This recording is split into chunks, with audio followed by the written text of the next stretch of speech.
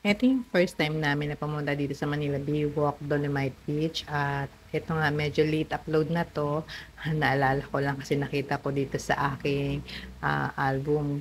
Pero ayan nga, oh, ayan yung mga nakita namin. Kinapture ko lang yung mga kung ano ba yung mga usually na ginagawa ng mga tao do'n sa Dolomite Beach at ayan nga, talagang napakadami ding mga security, mga pulis na nakapaligid. Ganyang kaaga pa lang napakadami ng tao at ayan yung mga volunteer na naglilinis at nagme-maintain.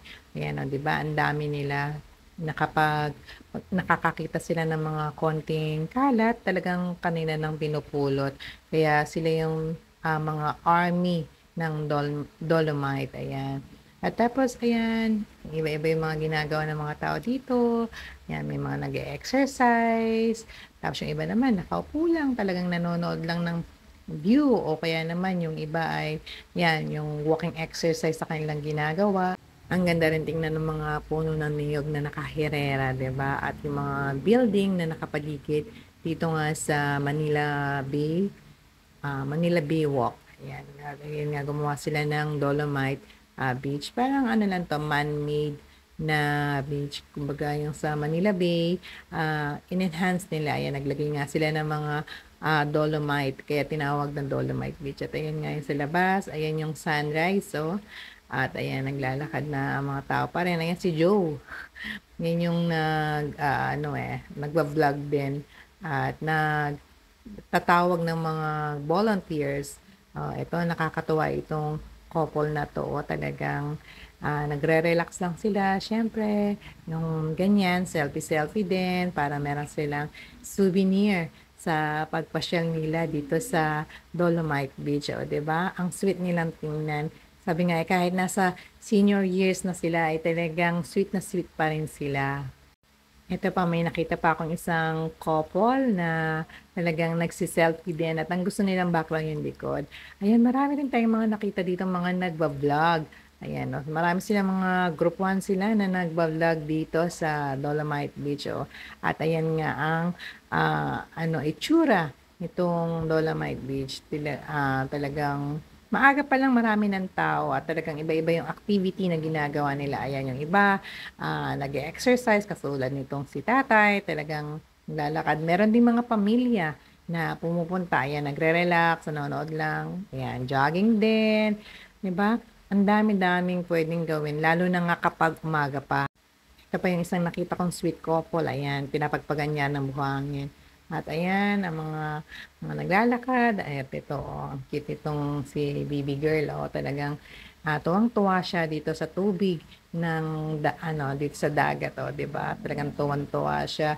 Talagang nagpa-flop na siya sa kasiyahan. At ito yung mga volunteers na nagpupulot ng kalat, yan kasama sinasabi at sabi diyan. At yan naman yung sa gawing, yun nga, yung may kalsada na sa Rojas Boulevard. At ito nga, meron din mga, ayan, mga samahan pa ng mga vlogger, ayan, nag-aalmusal muna sila. Tapos nga, syempre, may mga construction pa na ginagawa, kaya, ayan, meron silang, ano dyan, parang barak. Ito pa ang mga magkakasama na nagpapahinga din. At siyempre, yan, yung iba tapos ng maglakad, pagod na, gusto na lang maupo at tingnan ang dagat. At siyempre, ito nga yung sinasabi natin na maraming security na nakapaligid dito sa Baywalk, na Dolomite Beach. O, yan nga, 'di ba? Ako din gusto ko lang din pagmasdan ang ganda ng dagat at walang kakaibang amoy ha. At ito, oh, may warning dito na bawal kumuha ng mga dolomite kasi nga, 'di ba, mga inilagay lang diyan 'yan kaya bawal iuwi. At ito, meron din mga public restroom dito sa Manila Baywalk, Dolomite Beach at talagang magaganda pa ang loob. Siguro nga dahil bago pa, talagang nami-maintain pa at meron namang tubig na magagamit. At ayan, nagsisimula na ring dumami pa ang mga dumarating dito sa Manila Baywalk habang tumatanghali na. At ayan, oh, nagsisimula na buksan yung mga payong kasi nga nagsisimula ng uminit. Kita nyo? Ayan, pero syempre tuloy-tuloy pa rin ang pagpipicture, pagkukuha na ng mga kanilang souvenir, at ayan na nga, oh.